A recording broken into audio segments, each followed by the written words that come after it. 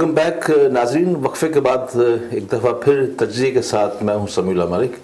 اور جس طرح یعنی پروگرام میں تاریخی حقائق سے یعنی بہت سے پردے اٹھائے جا رہے ہیں.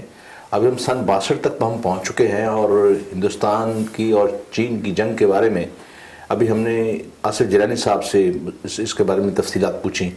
تو جیلانی صاحب, میں آپ سے جو میں جب جا رہا تھا وقفے پہ, اس سے پہلے میں نے آپ سے یہ سوال کیا تھا کہ اس میں ہم آپ سے یہ پوچھنا چاہتے ہیں کہ ہندوستان اور چین کے درمیان جو جنگ ہوئی اس میں پاکستان کا رول کیا تھا؟ پاکستان کا رول جو ہے وہ میرا خیال ایک بڑا المیہ رہا. جی. وہ یہ کہ لداخ میں چینیوں کے مقابلے پہ ہندوستان والے اپنی ساری, خاص طور پہ پنجاب میں جو پولیس تھی جی وہ انہوں نے وہاں پہ منتقل کر دی تھی. جی جی. پنجاب بالکل خالی تھا. اچھا. اور وہ وقت تھا جب پاکستان کے شہریوں سے کہا جاتا کہ تم اندر پنجاب میں داخل ہو جاؤ اور قبضہ کر لو, اور کشمیر میں داخل ہو جاؤ. کشمیر نہیں, پنجاب کی میں بات کر رہا ہوں. جی جی. پنجاب وہ تو بالکل خالی کر دیا تھا. کشمیر میں تو ہندوستان کی فوجیں تھیں وہاں پہ. جی جی. یہاں بالکل خالی. پنجاب کی بات کر رہے ہیں. ہاں, اگر وہ وہاں پہ پاکستانی چلے جاتے, قبضہ کر لیتے, اس کے بعد پھر دیکھا جاتا نہیں, پھر پٹھانکوٹ کا راستہ ہی بند ہو جاتا اور پھر یہ کہ نہیں, پھر بارگین ہو سکتی تھی. اس کے بعد بارگین ہو سکتا تھا کہ بھئی ٹھیک ہے ہم خالی کرتے ہیں, آپ کشمیر کے بارے میں معاملہ حل کیجئے. تو یہ صورتحال تھی. اس قدر بہترین سنہری موقع تھا اس وقت پاکستان کے لیے.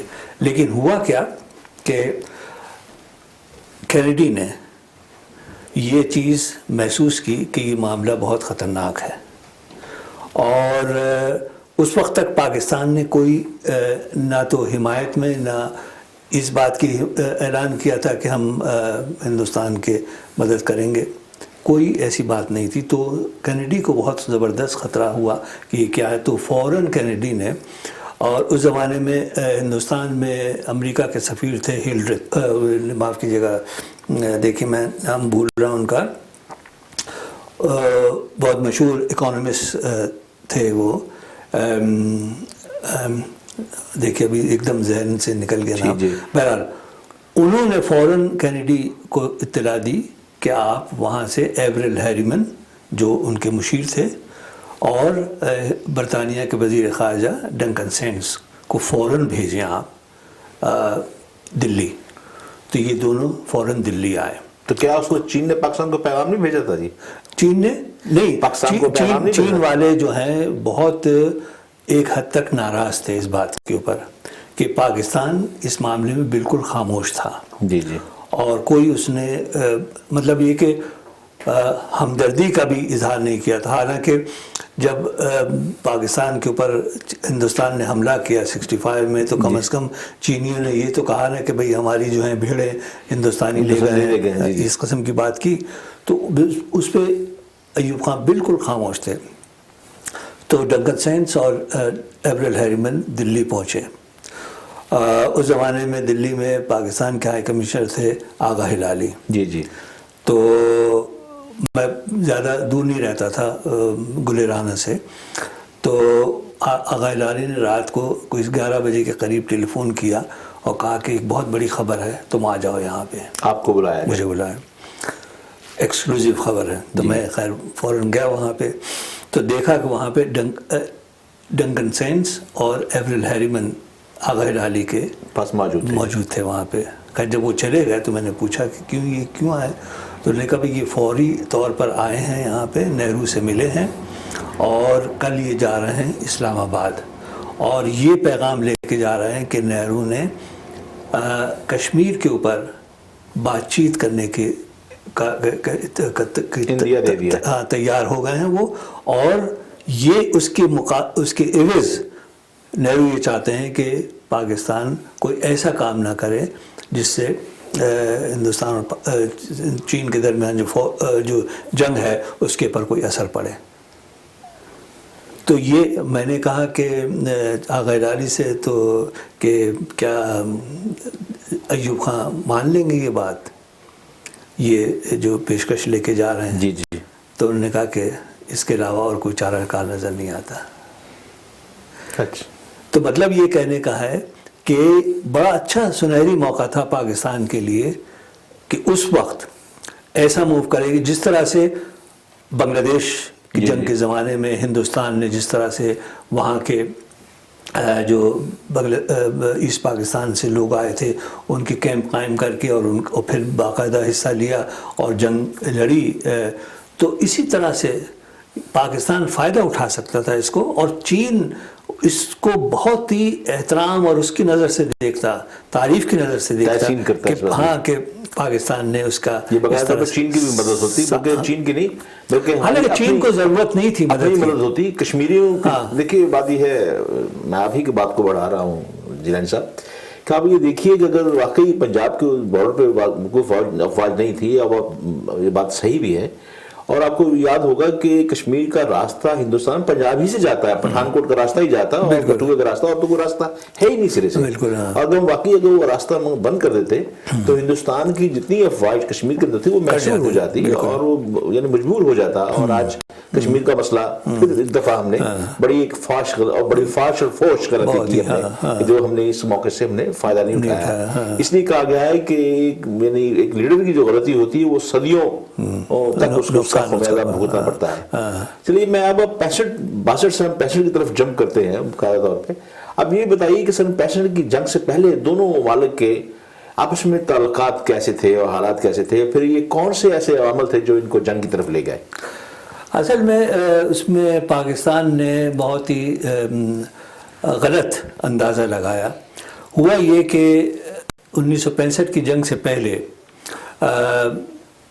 اس علاقے کے اندر بیار بٹ اور یہ جو کچھ کا علاقہ ہے اس میں معرکہ ہوا ہندوستان اور پاکستان کے درمیان، رن کچھ کا معاملہ، رن کچھ کا جو ہے، اس میں پاکستان کو برتری حاصل ہوئی۔ اس کی وجہ سے ہندوستان میں ایک عجیب غریب ایک ہلچل مچ گئی، اور یہ احساس ہوا کہ پاکستان نے ہمیں شکست دے دی ہے۔ اور مجھے معلوم ہے، بے شمار لوگوں نے مجھے بتایا کہ اس زمانے میں کابینہ میں باقاعدہ اس کے اوپر غور کیا گیا، اور اس زمانے میں جو وہاں پہ چیف آف سٹاف تھے ہندوستان کے جنرل چودھری، انہوں نے باقاعدہ دھمکی دی کہ اگر پاکستان کے خلاف کوئی فوجی کارروائی نہیں کی گئی تو ہم حکومت پر قبضہ کر لیں گے۔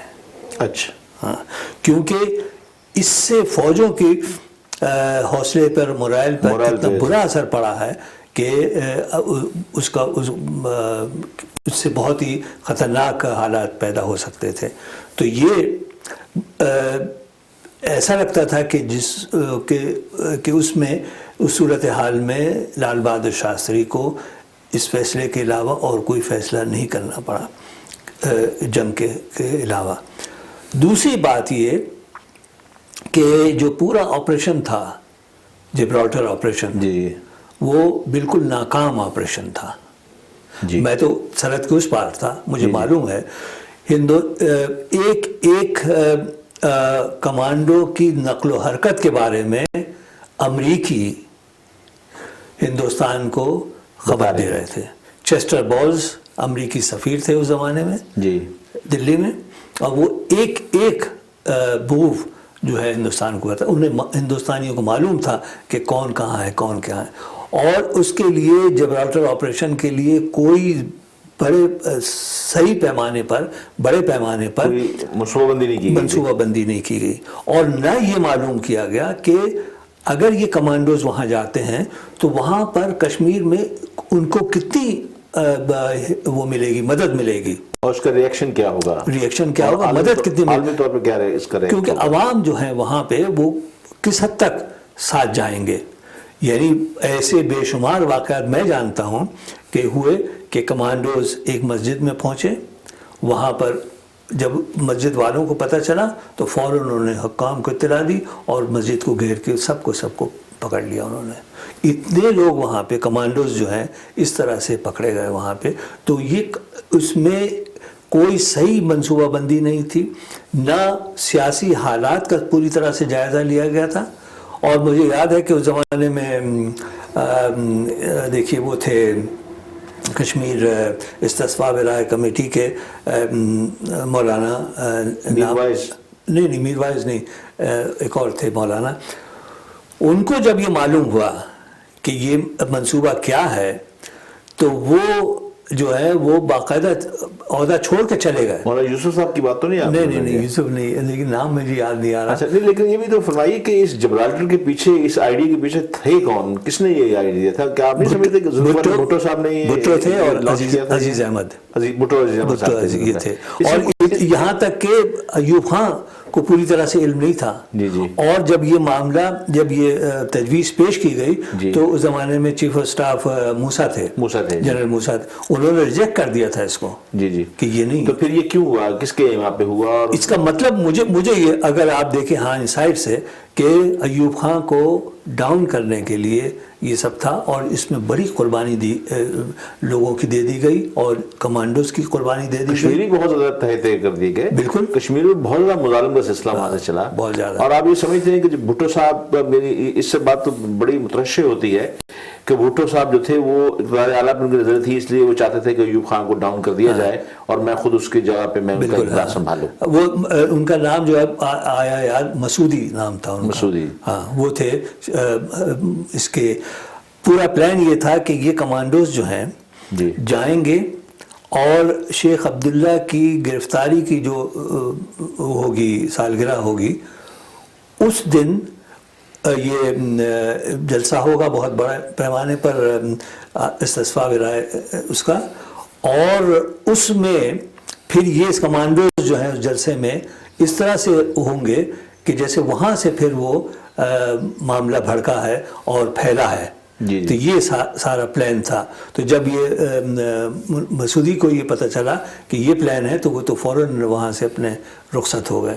تو مطلب یہ کہ کوئی وہ نہیں کوشش کی گئی کہ وہاں پر کشمیر میں لوگوں کو کانفیڈنس میں لیا جاتا اور حالات ایسے بنائے جاتے کہ جس میں صحیح طور پر یہ لوگ کمانڈوز اپنے کام کر سکتے تھے۔ لیکن آپ کو یہ بھی تو علم ہوگا کہ شیخ عبداللہ جو ہندوستان، نہرو نے شیخ عبداللہ کو پاکستان بھیجا جب ملاقات ہوئی ایوب خان سے، لیکن یہ کہ جواہر لال نہرو کی رحلت پہ انہیں پھر دورہ جو ہے نامکمل چھوڑ کے واپس جانا پڑا، تو اس کے بارے میں کوئی روشنی ڈالیں گے؟ ہاں، اس میں ایک بہت اہم چیز ہے، وہ یہ کہ نہرو نے جب شیخ عبداللہ کو رہا کیا تو ان کے خلاف بہت زبردست وہ ہوا، ریئیکشن ہوا نہرو کے خلاف۔ اور مجھے یاد ہے میں بمبئی میں جو اے آئی سی سیشن ہوا اس میں نہرو جو ہیں وہ بہت ہی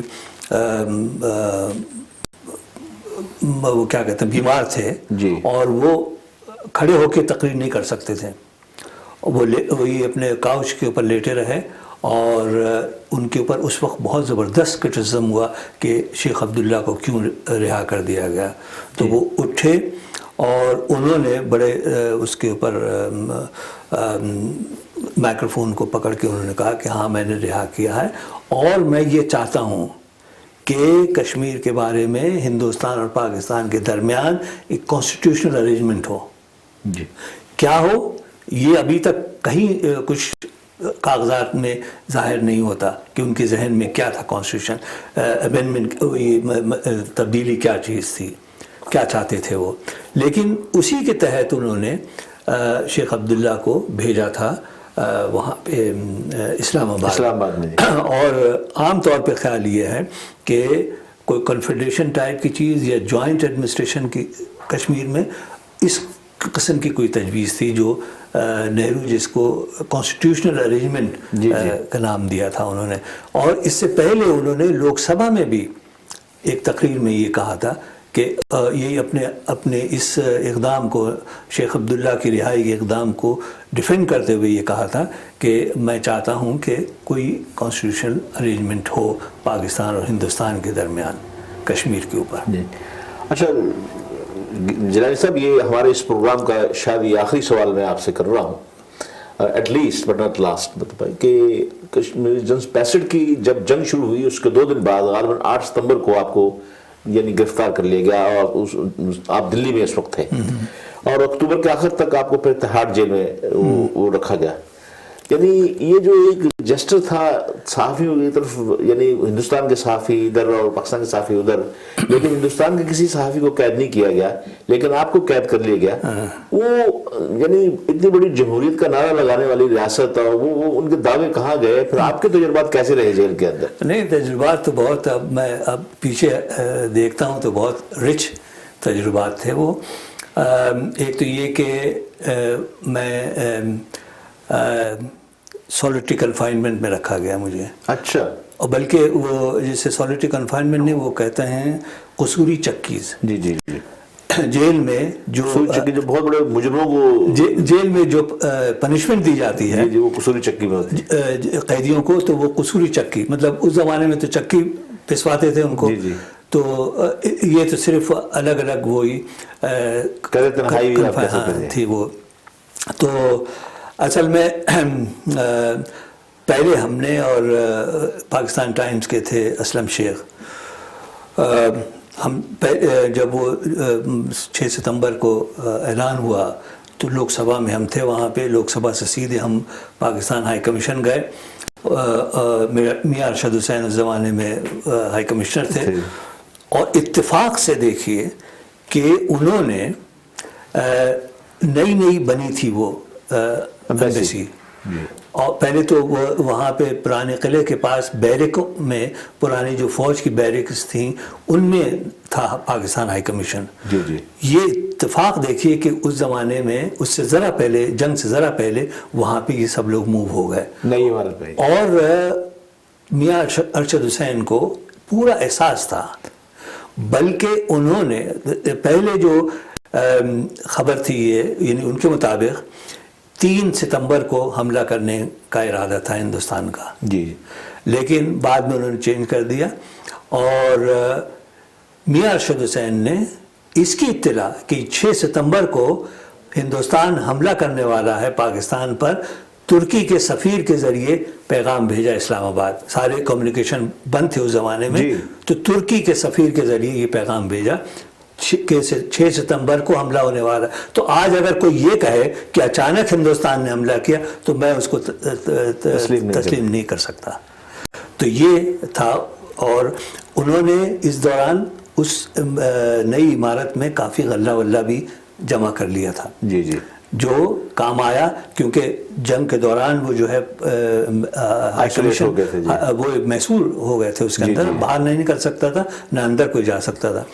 تو ہم نے، اور اسلم شیخ تو اپنے ہائی کمیشن نے دوسرے دن، بلکہ اسی دن 6 ستمبر کو کہا کہ آپ سب لوگ پاکستانی جرنلسٹ، ہم لوگوں سے کہا کہ آپ آ جائیے یہیں پہ پناہ لے لیجئے. تو ہم نے اور اسلم شیخ نے کہا بھی ابھی تو جنگ کا آغاز ہوا ہے، تو ایک دم جا کے پناہ لینا ہائی کمیشن کے اندر عجیب سی لگتی ہے جرنلسٹ ہوتے ہوئے.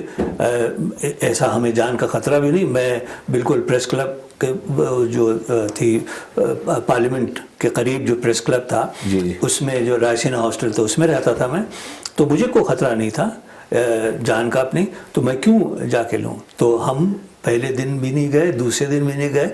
تیسرے دن جب ہم آ رہے تھے واپس پاکستان ہائی کمیشن، تو 2 زمینیں نکلے ہوئے تھے انڈین ایکسپریس اور ٹائمز آف انڈیا کے. اور اس میں تھا کہ ہندوستان کی فوجیں کراچی سے 25 میل دور رہ گئی ہیں. اچھا. ہاں. اور خیر لاہور تو فال ہو ہی گیا. تو یہ تو ایک دم ہم وہ ہوئے، سخت پریشان ہوئے کہ اب کیا کیا جائے. تو اسلم شیخ نے کہا بھائی میں تو جا رہا ہوں. وہ ذرا دور رہتے تھے، وہ انہوں نے اپنے ملازم کو ٹیلی فون کیا کہ سامان باندھ دو بس اس میں بیگ میں، اور میں آ رہا ہوں. تو یہ ٹیکسی لے کے چلے گئے. میں اوپر جب آیا اپنے ہاں، تو اس کے 2 منٹ کے بعد کھٹ کھٹ دروازہ دستک ہوئی، نکلا. تو انہوں نے کہا یہ چلیے. وہ یہ CID کے آدمی تھے، وہ مجھے اپنے لے گئے وہاں پہ. اس کے بعد پھر پہلے تو اپنے دفتر لے گئے، اس کے بعد پھر انہوں نے مجھے وہاں پہ تہاڑ جیل میں وہ کر دیا، حوالے کر دیا ان کے جیلر کے.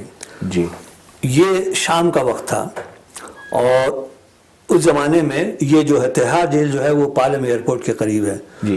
تو ایک دم بلیک آؤٹ کا سائرن بجا اور سب بلیک آؤٹ ہو گیا. اب وہ جیلر جو بیٹھا تھا وہاں پہ وہ دربار لگائے ہوئے, جی جی, تو اس نے پوچھا کس لیے آئے ہو تم, یعنی مطلب مجھ سے پوچھا کہ کس لیے آئے. میں نے کہا یہ مجھے نہیں پتا کس لیے آیا ہوں, اگر یہ میرے آرڈر سرو ہوا ہے. وہ آرڈر کیا تھا؟ Internment order. جی جی, اور وہ تھا 1962 میں جو چینی تھے ہندوستان میں, جی جی, ان کو ایک کیمپ میں, جے پور کے پاس ایک کیمپ میں منتقل کر دیا, سب کو انٹرن کر دیا گیا تھا وہاں پہ. جی جی, تو وہی انٹرمنٹ آرڈر انہوں نے چائنا کی جگہ پاکستان لکھا, چائنیز کی جگہ پاکستانی لکھا, اور میرا نام سے.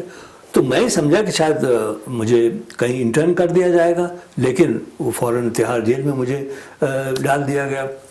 اب وہ جیلر کی بھی سمجھ میں نہیں آیا کہ یہ کیا چیز ہے, اور اس دوران وہ سائرن بجا, تو اس نے اس نے کہا سٹ دو انہوں قصوری چکی. تو وہ ایک آدمی جو ہے وہ لالٹین چھپائے ہوئے بلیک آؤٹ کی وجہ سے وہ مجھے لے کے چلا جا آخر سرے میں جو ہے وہ قصوری چکی تھی. اچھا, وہ قصوری چکی وہ کوئی 8 وہ تھے کوٹریاں تھیں. جی جی, اس قصوری چکی اتنی خطرناک لوگوں کی تھی وہ, کہ وہاں پر وہ جو جیل کا آدمی تھا میرے ساتھ, اس کو اندر داخل ہونے کی ہمت نہیں ہوئی. اچھا, اس نے وہاں پہ جو ایک سینئر قیدی تھا, جی جی, ایک سینئر قیدی تھا جو کشمیر کی جنگ میں پکڑا گیا تھا کشمیر میں. اچھا اچھا, ہاں, اور وہ لمبا قصہ ہے اس کا. وہ وہاں پہ تھا, اس کو سزائے موت. اس نے جب وہ کشمیر میں تھا اور پکڑا گیا وہاں پہ, تو اس دوران میں اس کی بیوی کو کوئی بھگا لے گیا, تو اس نے واپس جب وہ رہا ہوا تو اس کو آ کے قتل کر دیا جس نے اس کی بیوی کو بھگایا تھا. تو وہ اس کو پھانسی کی سزا تھی اس کو, لیکن اس کو بعد اس کو نرم کر دی گئی اور عمر قید کی سزا تھی. تو وہ سینئر تھا, تو وہ اس نے مجھے ریسیو کیا اندر, جی جی, لایا وہ مجھے. اچھا, جب مجھے پکڑا گیا تو میں وہ ٹیرلنگ کے بشٹ اور پشاوری چپل پہنے ہوا تھا. جی, وہاں پہ وہ جو تھے قیدی, وہ بیڑیاں لگی ہوئی, وہ سو نہیں سکتے تھے لیٹ کے, وہ اپنے سلاخیں لیے ہوئے پکڑے ہوئے اور وہ سو رہے تھے. تو ایک جب ہنگامہ ہوا, کون آیا, تو کسی کی سمجھ میں کون ہے, کسی کو بھی معلوم نہیں تھا کہ میں کون ہوں. تو انہوں نے کسی نے میری پشاوری چپل دیکھی اور انہوں نے کہا یہ کمانڈو آیا, پاکستانی کمانڈو پکڑا گیا یہ اس سے اپنے پالم ایئرپورٹ سے. جی جی. تو بہرحال تو مجھے بڑی خطرناک بات ہوگی ہوگا آپ کے لیے. ارے ایک سے ایک وہاں پہ جان کا خطرہ ہو گیا ہوگا, ایک سے ایک وہ تھا وہاں پہ قاتل. اور جب وہ آپس میں لڑتے تھے تو وہ یہ کہتے تھے میں چور تھوڑی ہوں, میں نے 6 خون کیے ہیں, میں نے 7 خون کیے, اس قسم کی بات کرتے تھے وہ. تو مجھے بالکل آخری سرے میں بٹ ون ایک رکھا. تو ادھر سے آواز آئی ادھر والی کوٹری سے کہ کون ہو تم؟ تو میں نے کہا بھائی میں ایک پترکار ہوں. تو اچھا کیسے آئے ہو یہاں؟ تو انہوں نے کہا بھائی اب تو یہاں پہ کوئی کھانا وانا نہیں ملے گا, تو تم یوں کرو کہ اپنے سارے اپنے کپڑے وپڑے اتار کے, اور اتفاق سے نیا جیل تھا وہ, شاول لو اور سو جاؤ, صبح دیکھی جائے گی. اچھا, میں نے اس کو جب جواب دیا تو یوں کر کے سلاخوں سے یوں کر کے جواب دیا. تو انہوں نے کہا نہ سیدھے ہاتھ پہ جو دیوار ہے اس کی طرف منہ کر کے تم بات کرو. اب دیکھیے سائنٹیفک بات کہ وہاں سے میری آواز جو ہے ریباؤنڈ ہو کے اس کے پاس جائے گی. میں تو جو بات کر رہا تھا تو وہ تو سیدھی سلاخوں سے آگے چلی جا رہی تھی, اس تک نہیں پہنچ رہی تھی. تو اس نے کہا کہ اس طرف سیدھے ہاتھ کو دیوار جو ہے اس کی طرف منہ کر کے بات کرو. تو وہ ریباؤنڈ ہو کے اس تک پہنچی. وہ صبح کو, اب یہ 1 گھنٹے کے لیے سب کو قیدیوں کو چھوڑا جاتا تھا ایکسرسائز کے لیے. ایک سے ایک قاتل اس میں تھا. ایک اس میں اپنے پنجاب کے چیف منسٹر کا بھی قاتل تھا وہاں پہ, کیروں کا, پرتاپ سنگھ کیروں کا. تو اب یہ وہاں پہ میں اندر بند ہوں, مجھے نہیں کھولا انہوں نے, میں اندر بند ہوں, اور باہر یہ لوگ ہیں ایک سے ایک خونی, اور ان کی ہمت نہیں ہو رہی تھی کہ میرے پاس آئیں وہ, کیونکہ آپ کو پاکستانی کمانڈو ڈکلیئر کر دیا گیا اس بات سے. اس قدر یعنی یہ سوچنا چاہیے کہ میں تو اندر بند ہوں, میں کیسے آ کے مطلب باہر نکل کے ان کو. چلیے, اللہ ہر خیر میں شر اور شر میں خیر کا ایک پہلو رکھتے ہیں. تو مطلب یہ کہ اتنا زبردست وہ تجربہ تھا. اس جمہوری حکومت میں رہنے کا. آہستہ آہستہ پھر ایک صاحب آئے جو وہاں پہ جو راجندر پرساد کے وہ تھے بھتیجے تھے اور وہ اس میں تھے کوئی فراڈ وراڈ کے چکر میں قید تھے. وہ چونکہ ہر پیشے کے اوپر بھاگ جاتے تھے اس لیے انہوں نے اس کو قصوری چکے میں رکھا تھا. معاف کیجیے گا جیسا وقت کو ہمارا بالکل ہی ختم ہو گیا ہے. میں انشاءاللہ یہیں سے اب شروع ہو رہا, لیکن آج آپ نے بڑا ایک خوشنما انکشاف یہ کیا ہے کہ سن 65 کی جنگ 6 ستمبر جو شروع ہوئی وہ اچانک حملہ نہیں تھا, بلکہ ہندوستان میں پاکستانی سفیر میاں ارشد صاحب نے اس کی پہلے سے ترک سفیر کے ذریعے پاکستان کو اطلاع دے رکھی تھی. یہ بہت سے اور اس طرح کے انکشافات جو ہیں وہ سن کے قوم یقیناً یہ سوچے گی کہ آخر قوم کو یہ کیوں دھوکہ دیا گیا, اور اچانک حملے کا بتا کے ہمارے کھیم گن کے اندر ہمارے بریگیڈیئر شامی صاحب جو 15 میل آگے چلے گئے, پھر 10 میل پیچھے آئے, 5 میل آئے, پھر ان کو شہید کروا دیا گیا. جنرل سرفراز نے وہاں پہ ایک جو معرکہ لڑا. یہ ساری چیزوں میں بڑے پھر سوالیہ نشانات اٹھتے ہیں. وہ انشاءاللہ اگلے کسی پروگرام میں ایک آپ قطع کلامی ہوتی ہے, وہ تو آپ کہیے کہ ایک اللہ کا کرم ہوا کہ ان کو ہندوستان والوں کو اتنی پورا اعتماد تھا کہ وہ اندر لاہور میں پہنچ جائیں گے. اور جب یہ باٹا نگر کے پاس پہنچے, ہاں, تو جب وہاں کوئی مزاحمت نہیں ہوئی تو سمجھے گھیرے میں آئے. تو اس دوران انہوں نے وہاں سے اطلاع دی کہ اب ہم کیا کریں.